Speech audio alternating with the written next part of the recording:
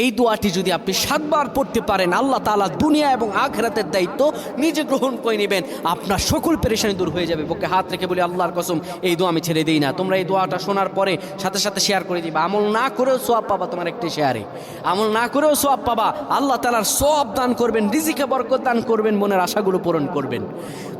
ও আমার প্রাণের ভাইয়েরা, বিশ্ব নবী মুহাম্মাদুর রাসূলুল্লাহ সাল্লাল্লাহু আলাইহি সাল্লাম বলেন, কোন ব্যক্তি যদি এই দোয়াটা 7 বার পড়তে পারে, দোয়াটা হলো হাসবি আল্লাহু লা ইলাহা ইল্লাহু আলাইহি তাওয়াক্কালতু ওয়া হুয়া রাব্বুল আরশিল আযীম। কোন ব্যক্তি যদি এই দোয়াটা পড়তে পারে খালেস অন্তরে সকালে 7 বার আর মাগরিবের পরে 7 বার পড়তে পারে, আমার আল্লাহ রাব্বুল আলামিন বড় বিপদ থেকে তারে বাঁচিয়ে দিবেন। তার দুনিয়া এবং আখিরাতের দায়িত্বগুলো আমার রাব্বুল আলামিন নিজে গ্রহণ করে নেবে।